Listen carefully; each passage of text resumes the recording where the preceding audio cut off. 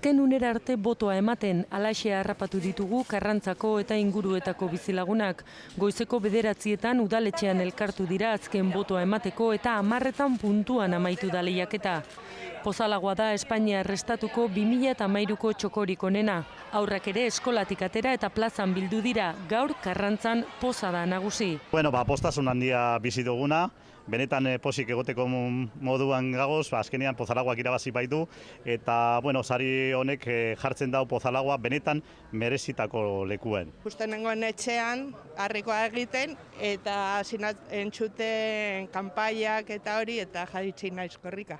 Hilabete askotako lana izan da eta jendea unkituta aurkitu dugu erabat. Biztanle guztiok egon garela elkarrekin bozkatzen. Inurriak izan gara eta lortu dugu guztiok elkarrekin. Mendik aurrera, aukera guztiak zabalik dago eta Pozalagoa badauka abizen bat, benetan esateko mundu mailan Koben hiriburua dela. Eguerdian plazatik Leizeraino joan dira denak, Karrantzaren izena han hemen zabalduko duen altxorra bisitatu eta omentzera.